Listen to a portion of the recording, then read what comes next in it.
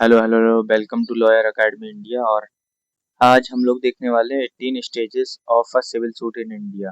भारत में सिविल वाद की जो 18 अवस्थाएं हैं वो सारी की सारी देखेंगे, एकदम सिंपल और एकदम फास्ट फॉरवर्ड में, ताकि आप लोगों को एकदम समझ में भी आ जाए और आप जो भी एग्जाम की तैयारी कर रहे हैं उसमें भी आपको हेल्प मिल जाए। ठीक है, तो पहले तो हम यही सोचेंगे कि ये होती क्या है, सिविल प्रक्रिया संहिता क्या होती है, कैसे काम करती है।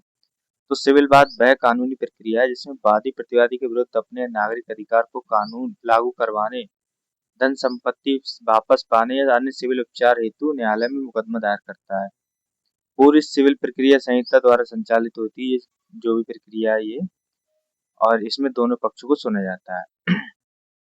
मतलब कोई भी वादी हो या प्रतिवादी, वादी ही अधिकतर, वैसे तो दायर तो वादी ही करता है मुकदमा, बट दोनों ही आ जाते हैं वादी प्रतिवादी उसमें केस में। तो वादी जो होता है अपने नागरिक अधिकार लागू करवाने या फिर धन संपत्ति वापस पाने या कोई अन्य जो भी केस है स्पेसिफिक रिलीफ एक्ट के अंतर्गत या कॉन्ट्रैक्ट के अंतर्गत, तो वो सारे सिविल प्रक्रिया संहिता के द्वारा ही क्या होते हैं, लागू किए जाते हैं या फिर सॉल्व किए जाते हैं। ठीक है, तो इसकी क्या क्या अवस्थाएं हैं उसका एक हम एक जो है स्टेज देख लेते हैं, एक चार्ट देख लेते हैं, ताकि आप लोगों को आइडिया रहे कि हम क्या क्या देखने वाले हैं इसमें। तो पहली चीज है हमारा फाइलिंग ऑफ प्लेंट। हम लोग वाद पत्र दाखिल करना देखेंगे कि कैसे किया जाता है, कौन से सेक्शन में। तो सेक्शन 26 में और ऑर्डर 4 से 7 में इसमें होता है। वाद कौन दाखिल करता है? प्लेंटिव करता है, रिटर्न वाद दाखिल करता है। ठीक है, फैक्ट्स और रिलीफ वगैरह। दूसरी स्टेप होता है सर्विस ऑफ समन्स होती है, ऑर्डर ऑर्डर 5 होता है और सेक्शन 27 होता है। तीसरा होता है अपीयरेंस ऑफ पार्टीज। फिर पार्टीज आती हैं जब उनको क्या हो जाता है, समन जारी हो जाते हैं, समन उन्हें मिल जाते हैं, फिर पार्टीज आती हैं, वो वादी प्रतिवादी दोनों आते हैं ऑर्डर 9 में। एक्स पार्टी डिग्री हो जाती है। एक्स पार्टी डिग्री कब होती है? जब जब कोई डिफेंडेंट फेल हो जाता है आने में, तो हो जाती है। Filing of return statement. Order 8 में लिखित कथन दिया जाता है, जो वाद पत्र दाखिल किया गया है उसके विरोध में जो प्लेंटिफ है, प्रतिवादी है, वो अपना लिखित कथन देता है। और वो कितने दिन के अंदर देता है? 30 दिन के अंदर देता है, जब से उसको समन उसको प्राप्त होते हैं तब से। और ये 90 दिन तक कोर्ट की परमिशन से जारी किया बढ़ाई जा सकती है इसकी डेट। नेक्स्ट है हमारा इंटरलॉक्यूटरी ऑर्डर प्रोसीडिंग्स होती है। ये ऑर्डर ऑर्डर 39 में होती है, जिसमें स्टे भी आ जाता है और अन्य ऑर्डर भी आ जाते हैं। उसमें अर्जेंट एप्लीकेशन या फिर टेम्पररी इंजंक्शन दायर किया जाता है इसमें। फिर क्या होता है? प्रोडक्शन ऑफ डॉक्यूमेंट्स होते हैं, दस्तावेजों का प्रस्तुतिकरण होता है, जो कि ऑर्डर 13 में दिया गया है। नेक्स्ट हमारा एग्जामिनेशन ऑफ पार्टीज। जो न्यायालय होता है वो पक्षकारों की परीक्षा लेता है, मतलब पक्षकारों की बातें सुनता है, उनसे बात करता है कि क्या इश्यू है, कैसे इसको सॉल्व किया जाए, वो सारी चीजें होती हैं। फिर डिस्कवरी एंड इंस्पेक्शन, प्रकटीकरण और निरीक्षण होता है। किसका निरीक्षण होता है? ये होता है दस्तावेजों का निरीक्षण जो कि दिए गए हैं, उन सब के बारे में जानकारी निकाली जाती है। एडमिशन, फिर स्वीकारोक्ति। ये देखा जाता है कि किसने क्या एडमिट किया है, क्या एडमिट नहीं किया है, कौन सी पार्टी ने। तो ये ऑर्डर 12 में हमारा दिया गया है। फ्रेमिंग ऑफ इश्यूज, उसके बाद में जो है फिर विवादों का जो है स्थिरीकरण होता है। मतलब विवाद जो होते हैं, पॉइंट बनाए जाते हैं कि ये पॉइंट हमें सॉल्व करना है केस में अपनी। ठीक है, तो वो न्यायालय बनाते हैं, जज साहब बनाते हैं हमारे, और वो एक कॉपी के एक A4 साइज के पेपर पे लिख देते हैं कि ये पॉइंट्स हैं जो हमें निपटाने हैं। फिर विटनेस को बुलाया जाता है, समन किया जाता है विटनेस को ऑर्डर 16 में, और लिस्ट ऑफ विटनेस प्रिपेयर की जाती है, कोर्ट समन इशू करते हैं। हियरिंग एंड विटनेस एग्जामिनेशन, गवाह की मुख्य परीक्षा होती है, फिर ऑर्डर हमारे 18 में। ठीक है, एग्जामिनेशन एंड चीफ हो गया, क्रॉस एग्जामिनेशन हो गया, या फिर री एग्जामिनेशन भी होता है इसमें। उसके बाद हमारी आर्ग्यूमेंट्स आती हैं, बहस होती है। बहस होने के बाद में क्या होता है, अ, वो बहस जो होती है, चाहे वो रिटर्न आर्ग्यूमेंट हो जाए या फिर ओरल आर्ग्यूमेंट हो जाए, वो डिसाइड कर लेते हैं एडवोकेट्स खुद से या फिर कोर्ट की मर्जी से। फिर हमारा जजमेंट हो जाता है। जजमेंट बहस होने के 30 दिन के भीतर भीतर हो जाना चाहिए, ये रूल कहता है हमारा ऑर्डर, वो सीपीसी का रूल कहता है, जो कि सेक्शन 33 में दिया गया और ऑर्डर 20 में दिया गया है इसके बारे में। नेक्स्ट हमारा प्रिपरेशन ऑफ डिग्री। डिग्री तैयार की जाती है विद इन 30 डेज। डिग्री तैयार की जाती है जब जजमेंट डिसाइड होता है, तब जजमेंट प्रोनाउंस किया जाता है तब से। ठीक है, वो कौन सी है हमारे डिग्री, हमारी ऑर्डर 20 में है और सेक्शन 2 के सब क्लॉज 2 में है। अपील, रिव्यू और रिवीजन। अपील, समीक्षा या पुनरीक्षण तो सेक्शन 96 से 115 में अपील आती है और ऑर्डर 41 से 47 तक आती है। अपील, रिव्यू, रिवीजन ये सारी चीजें इसी में आ जाती है। एग्जीक्यूशन ऑफ डिग्री होती है जब केस फाइनल हो जाता है, बिल्कुल ही सब कुछ खत्म हो जाता है, तो फिर डिग्री का निष्पादन होता है। वो ऑर्डर 21 में आता है और सेक्शन अगर कहें तो 36 से 74 में आता है। इसमें कोर्ट ये करता है कि जो भी जजमेंट दिया है और डिग्री बनी है, तो उस डिग्री के हिसाब से उस जो जिस भी पक्ष को न्याय में दिया गया है उसको उस चीज को प्रदान किया जाता है। जैसे कि मान लीजिए कि ए के खिलाफ बी को डिग्री मिली है कि 5,000 रुपये ये देगा, ठीक है। ऐसा तो ये देगा नहीं, तो न्यायालय में एक बी एप्लीकेशन लगाएगा कि जज साहब ये हमें 5,000 रुपये दे नहीं रहा है। तो जज साहब कहेंगे, भेजेंगे अपने किसी भी उसको,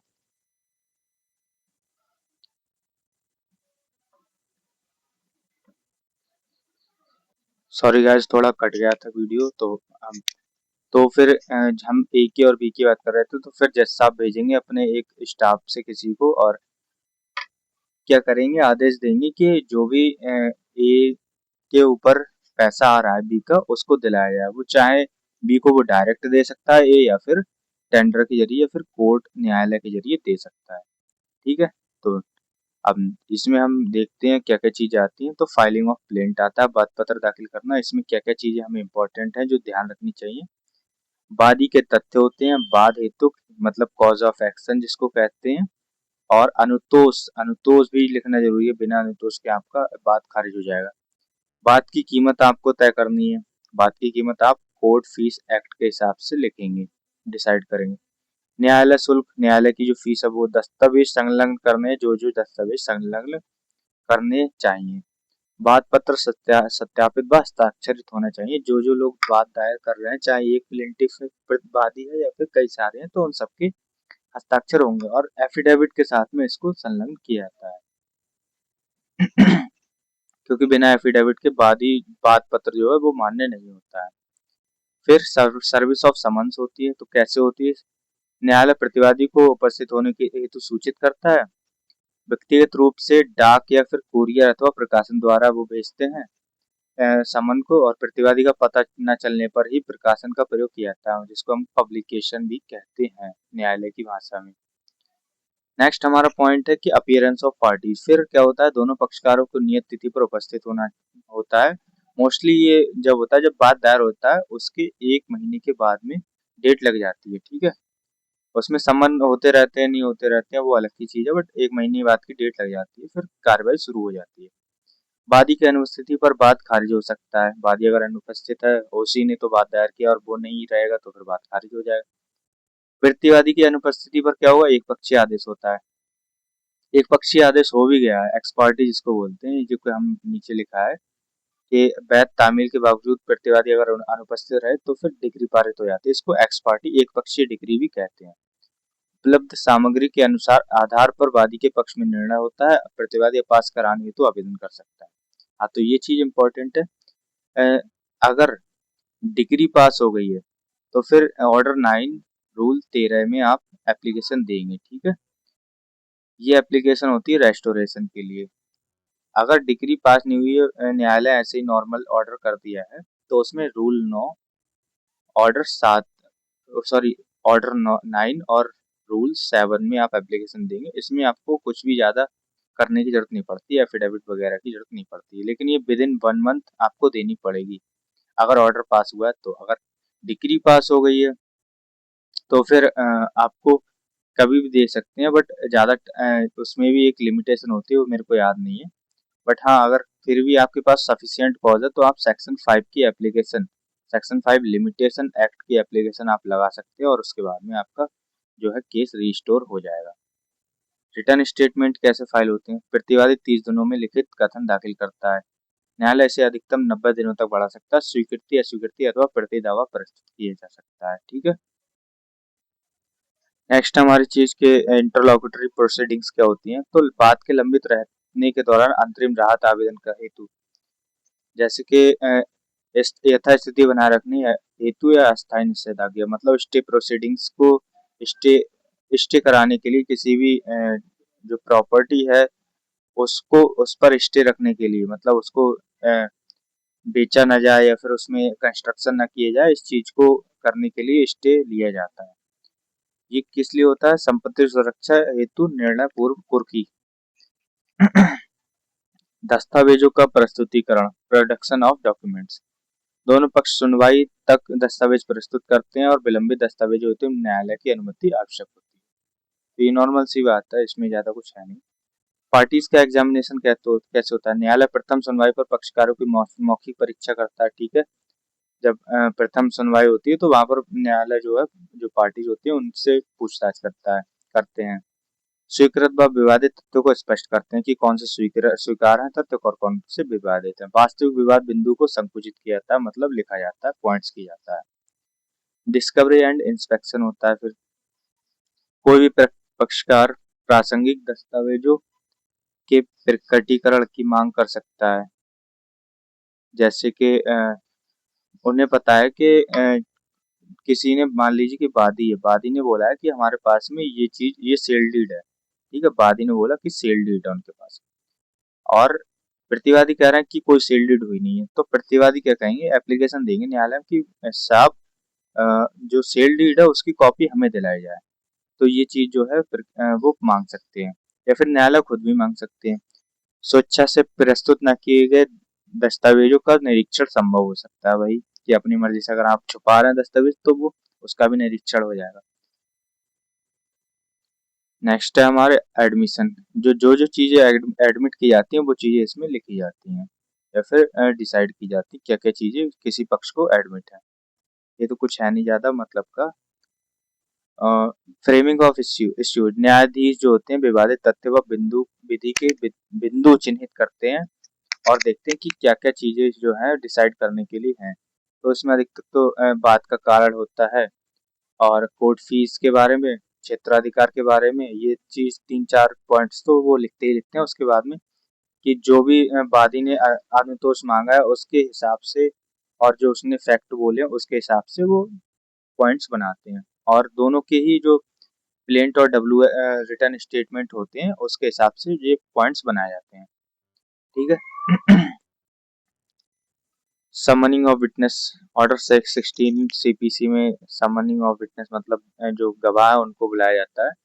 तो जो जो गवाहों की लिस्ट दी जाती है, सूची दाखिल की जाती है, उस उनके नाम पर ही गवाहों को बुला लिया जाता है, ठीक है। जैसे कि मान लीजिए कि आपने राम को गवाह की लिस्ट में डाला है, राम सन ऑफ एक्स हो गए, और एड्रेस हो गया उनका बरेली। तो न्यायालय क्या करेंगे? समन जारी करेंगे राम को, और वो एक डेट फिक्स कर देंगे कि इस डेट को आपको आना है गवाही के लिए, ठीक है। तो ये चीज जो होती है उसमें आ जाती है समनिंग ऑफ विटनेस में। Hearing and examination of witness, next है हमारा बुलाने वाले पक्ष द्वारा मुख्य परीक्षा। गवाह की परीक्षा कैसे होती है? तो जो बुलाता है पक्ष, उसके द्वारा मुख्य परीक्षा होती है। मान लीजिए कि कोई सूची है दी गई है, तो फिर क्या करेंगे? मान लीजिए कि वादी ने कोई सूची दी है, वादी ने मान लीजिए कि 4 लोगों की सूची दी है, चारों गवाह आएंगे। अब वादी का जो अधिवक्ता है वो उन गवाहों की जिरह लेंगे, मतलब उन गवाहों के जो बयान है वो रिकॉर्ड करेंगे, करवाएंगे न्यायालय में। फिर विरोधी अधिवक्ता है वो भी उनके बयान रिकॉर्ड कराएंगे न्यायालय में।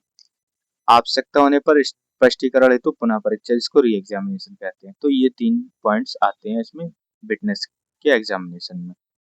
फिर आर्ग्यूमेंट्स होती हैं हमारी, दोनों अधिवक्ताओं द्वारा अंतिम लिखित व मौखिक व लिखित तर्क दिए जाते हैं, आर्गुमेंट्स दी जाती हैं। स्त्रीकृत विवादकों पर साक्ष्य का प्रयोग किया जाता है, जो जो विवाद है उन पर साक्ष्य जो है दिखाए जाते हैं, या फिर उनका क्या कहते हैं, उनका जिक्र किया जाता है। न्यायिक दृष्टांतों व विधिक प्रावधानों का भी सहारा लिया जाता है, वो रूल्स वगैरह या फिर जो भी लॉ वगैरह है उसको भी इसमें प्रोवाइड करा देते हैं। फिर जजमेंट होता है, 30 डेज में आपके इस बहस होने के बाद में जजमेंट हो जाता है। न्यायालय खुले न्यायालय में अंतिम निर्णय सुनाते हैं, प्रत्येक विवादक पर निष्कर्ष दर्ज करता है। ऐसा नहीं कि न्यायालय शॉर्ट में ही लिख देंगे कि इस पॉइंट पर ये निर्णय हो गया, नहीं, उनको पूरी रीजनिंग देनी पड़ेगी, केस लॉज तक मेंशन करने पड़े कि इस केस लॉज के हिसाब से ये जजमेंट दिया गया है। तो पूरा का पूरा जजमेंट तभी इसलिए इतना बड़ा जजमेंट बनता है क्योंकि उन्हें उन्हें भी पूरी रीजनिंग देनी पड़ती है। जो तथ्य हैं वो उनको भी मेंशन करेंगे, वो निर्णय है, कारण क्या है निर्णय का, संक्षिप्त उल्लेख, वो सारी चीजें वो एक समरी टाइप बनाकर लिखते हैं। डिग्री फिर बनती है, डिग्री 30 डेज में डिग्री बन जाती है जब से, लेकिन डिग्री पर जो डेट होती है वो जजमेंट की डेट होती है। ठीक है, ये पॉइंट याद रखने वाली बात है, काफी एस्पायरेंट्स को पूछ लिया जाता है उनके एग्जाम्स में, इसलिए। निर्णय को प्रभावित करने वाला औपचारिक दस्तावेज है, इसमें शॉर्ट में जो जिस भी पार्टी पर जो भी वो बाउंडेशन दी गई है या फिर उनको जो अनुतोष दिया गया है, मान लीजिए कि वादी के 50,000 रुपए ए पर आ रहे थे, ठीक है, ऐसे मान लीजिए कि ए पर बी के 50,000 रुपए आ रहे थे, डिग्री बनेगी तो ये लिखा जाएगा कि जो बी है, बी को 50,000 रुपए ए से प्राप्त कराए जाएंगे, ये उसके फेवर में ये जजमेंट हो जाएगा और उसी जजमेंट के हिसाब से डिग्री तैयार हो जाती है, क्योंकि इसमें लिखा भी है निर्णय के अनुसार ही तैयार होनी चाहिए डिग्री। ठीक है, प्रदत्त अनुतोष व खर्चों का उल्लेख तो बिल्कुल ही करना पड़ेगा। अगर कोई भी पक्ष है जो कि जजमेंट या फिर डिग्री से संतुष्ट नहीं है तो वो क्या कर सकते हैं, सेक्शन 96 में प्रथम अपील दाखिल कर सकते हैं। ठीक है, सेक्शन 100 में द्वितीय अपील। प्रथम अपील तो अपील जो होती है वो मोस्टली किस पे होती है, लॉ पे होती है, सब्सटेंटिव लॉ पे या फिर प्रोसीजरल लॉ पे होती है। सेकंड अपील भी उसी पे होती है। रिव्यू होता है, अगर मान लीजिए कि उन्हें लग रहा है कि रिव्यू करा लेना चाहिए, गलत न्यायालय ने निर्णय पारित कर दिया है, तो वो रिव्यू करा सकते हैं। रिवीजन हाई कोर्ट द्वारा किया जाता है फॉर नॉन अपीलेबल ऑर्डर्स, अगर कोई ऐसा ऑर्डर है या जजमेंट है जिसमें अपील नहीं जाती तो उसमें रिवीजन डाल दिया जाता है। हमारा 18वां पॉइंट है एग्जीक्यूशन ऑफ डिग्री। डिग्री का निष्पादन कैसे होगा, अंतिम अवस्था जिसमें न्यायालय डिग्री लागू करता है तो वही एग्जीक्यूशन ऑफ डिग्री होती है। संपत्ति कुर्की, विक्रय, कब्जा, सुपुर्दगी अथवा गिरफ्तारी, जो भी चीजें जजमेंट में दी गई होती हैं उनको एनफोर्स में लाया जाता है, किसके द्वारा, एग्जीक्यूशन ऑफ डिग्री के द्वारा, डिग्री के निष्पादन के द्वारा। निर्णय ऋणी स्वेच्छा से अनुपालन ना करे तब क्या प्रयुक्त किया जाता है, तब भी ये डिग्री पालित की जाती है। वास्तविक समय सीमा व क्रम विवाद की प्रकृति पक्षकारों के आचरण पर निर्भर कार्यक्रम भार्य अनुसार भिन्न हो सकता है। तो ये कोई हमारे मतलब की है भी नहीं चीज, इसमें एडिशनल इन्फॉर्मेशन आप लोगों को जाननी चाहिए, वो ये है सिविल न्यायालयों की अधिकारिता वो किस किस बेस पर डिसाइड की जाती है, पेक्यूनरी ज्यूरिसडिक्शन, टेरिटोरियल ज्यूरिसडिक्शन और सब्जेक्ट मैटर की ज्यूरिसडिक्शन, इन तीन के हिसाब से सिविल न्यायालय की जो है अधिकारिता डिसाइड की जाती है, क्षेत्राधिकार इसको बोलते हैं हम। क्योंकि आप लोग वकालत के छात्र हैं, लिटिगेशन में जाना चाहते हैं तो ये चीज आपको पता होनी चाहिए। पेक्यूनरी ज्यूरिसडिक्शन क्या होती है, बाद मूल्य के आधार पर होते हैं, जैसे कि सिविल जज जूनियर डिवीजन की 5 लाख रुपए की लिमिट होती है, 5 लाख रुपए तक के वो बात देख सकते हैं, तो ये पेक्यूनरी ज्यूरिसडिक्शन हो गई। क्षेत्रीय अधिकार, मान लीजिए कि सिविल जज जूनियर डिवीजन है, उनकी जो है जो क्षेत्राधिकार है वो है आपका कोई एरिया, एक स्पेसिफिक एरिया, बरेली का मान लीजिए कि उनका एरिया है किला, तो वो किला का ही जो केस है उनके यहाँ पर पहुंचेगा, कहीं और का वो वापस कर देंगे, फिर सही न्यायालय में भेजने को बोल देंगे। सब्जेक्ट मैटर ज्यूरिसडिक्शन है, मतलब कोई भी न्यायालय है उनके कार्य क्षेत्र बटे हुए रहते हैं, कोई सिविल का देखते हैं, कोई क्रिमिनल का देखते हैं, कोई नेगोशिएबल इंस्ट्रूमेंट का देखते हैं, चेक बाउंस का, तो उस हिसाब से अगर कोई गलत दाखिल कर देता है वाद पत्र तो वो उसको वापस कर देते हैं। लिमिटेशन पीरियड, ये बहुत इंपॉर्टेंट है क्योंकि लिमिटेशन पीरियड का ही ध्यान रखा जाता है सिविल न्यायालय, सिविल के बाद में, जैसे कि लिखित अनुबंध पर धन वसूली, जैसे कि रिटर्न कॉन्ट्रैक्ट है उसमें धन वसूली तो 3 वर्ष में देनी पड़ेगी एप्लीकेशन या वाद पत्र, उसके बाद में आप सफिशियंट कॉज देंगे तब तो आप दे सकते हैं, वरना आप नहीं देंगे। अचल संपत्ति पर कब्जे हेतु बाद अगर चाहिए आपको तो फिर 12 साल। ठीक है, सरकार के विरुद्ध कब्जा चाहिए आपको तो फिर 30 साल तक। और अनुबंध के विनिर्दिष्ट पालन हेतु बाद स्पेसिफिक परफॉर्मेंस का कॉन्ट्रैक्ट होता है तो वो 3 साल के लिए होता है, fixed for performance. Suit for compensation प्रतिकृत या फिर अपकृत का बाद जनरली 1 से 3 साल होता है केस के अनुसार। विभाजन जो बंटवारे का बाद होता है उस पर आपको कब तक से केस दायर कर सकते हैं, 12 साल के भीतर भीतर। ठीक है, कोर्ट फीस कहाँ से दायर होती है? कोर्ट फीस जो होती है हमारी कोर्ट फीस एक्ट के हिसाब से डिसाइड की जाती है और लोकल रूल जो होते हैं उनके हिसाब से, क्योंकि आपको भी पता है कि स्टेट गवर्नमेंट के पास पावर है, वो लॉज को चेंज कर सकते हैं अपने हिसाब से। लीगल कॉन्सेप्ट्स इंपॉर्टेंट क्या क्या है? कॉज ऑफ एक्शन होना चाहिए, डिक्री, रेस जुडिकाटा का ध्यान रखना चाहिए हमें, डिग्री होल्डर और जजमेंट एक्टर के बारे में जानना चाहिए। बाकी ये एक पॉइंट और है, ये अल्टरनेटिव डिस्प्यूट। अल्टरनेटिव डिस्प्यूट में क्या होता है, जब भी न्यायालय को लगता है कि ये बात हमें निपटा लेना चाहिए जल्दी ही, या फिर ये बाद में जो है पार्टीज को न्याय जल्दी मिल जाना चाहिए, तो वो क्या कहते हैं कि सेक्शन 89 में एक एप्लीकेशन लगा दें। चाहे वो खुद कह सकते हैं या फिर पार्टीज खुद कह सकती हैं कि हम एप्लीकेशन लगा देते हैं न्यायालय में और न्यायालय से वो परमिशन ले लेते हैं कि हम जो बात है वो आर्बिट्रेशन जिसे मध्यस्थता कहते हैं, कंसिलिएशन सुलह कहते हैं जिसे, और मीडिएशन मध्यस्थता जिसे कहते हैं, तो इसके अनुसार सुलझा लेते हैं या फिर लोक अदालत के अनुसार सुलझा लेते हैं। तो न्यायालय जो है उन्हें परमिशन दे देते हैं और वो इस काम को निपटा लेते हैं एडीआर के हिसाब से। ठीक है, तो ये भी काफी इम्पोर्टेंट है। बाकी हमारी एक ई बुक लॉन्च की है हमने, महत्वपूर्ण कानूनी प्रक्रिया और दस्तावेज और प्रारूप के बारे में है ये बुक। ई बुक ये हिंदी और इंग्लिश दोनों में आपको मिलेगी। अगर आपको ये बुक चाहिए तो इसमें क्या क्या चीजें वो देख लीजिए पहले। कोर्ट में जो उपयोग होने वाले महत्वपूर्ण सभी आवेदन और प्रारूप हैं इसमें, फौजदारी, सिविल, वैवाहिक, संविदा और एनआई एक्ट के आवश्यक प्रारूप हैं। लेखनी, सरल, स्पष्ट और सब व्यवहारिक चीजें होंगी। इसमें समय की बचत आपकी हो जाएगी। और इसमें क्या क्या चीजें होंगी, आपराधिक मुकदमे के फॉर्म होंगे, वाहन रिलीज के फॉर्म होंगे, शांति और सदाचरण की सुरक्षा के फॉर्म होंगे और उनके बारे में भी एक्सप्लेन किया गया है। अदालती प्रक्रियाओं के फॉर्म होंगे, नागरिक मुकदमा फाइल कर कैसे किया जाता है वो, और कॉन्ट्रैक्ट का मुकदमा कैसे होता है वो, ट्रांसफर ऑफ प्रॉपर्टी जिसमें कि sale of deed act cancel कैसे की जाती है और बिल कैसे बनाई जाती है, ये सारी चीजें होंगी। गिफ्ट के होंगे, बेदखली के होंगे, ये सारी चीजें जो आपको दिख रही हैं सारी चीजें उसमें केस उसमें है। ठीक है, विवाहित तलाक हो गए या चेक बाउंस के भी केस हो गए। ये इंग्लिश में और हिंदी में दोनों में ही है। इसके भी मैं इंडेक्स आपको दिखा दे रहा हूँ, सारी चीजें इसमें लिखी हैं पेज नंबर के साथ साथ। ये 130 पेजेस की बुक है। और आपको अगर ये बुक चाहिए लिटिगेशन के लिए, क्योंकि आप वकालत में अगर जा रहे हैं तो आपको अगर ये बुक चाहिए, ये बहुत आपकी हेल्प कर सकती है। बस आपको 350 रुपये में ये बुक पड़ेगी और इसमें आपको सारी चीजें मिल जाएंगी जो जो मैंने आपको बताई। और इसमें एक स्पेशल ऑफर ये है कि जो 5000 कानूनी ड्राफ्ट्स हैं हिंदी और इंग्लिश, ये भी आपको रेडी टू यूज मिलेंगे। आपको जब भी जरूरत हो आप इनको यूज कर सकते हैं या फिर प्रैक्टिस कर सकते हैं लीगल ड्राफ्टिंग सीखने के लिए। तो ये दोनों चीजें आपको मिल जाएंगी।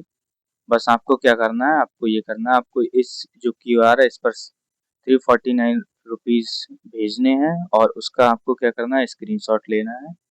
उसको आपको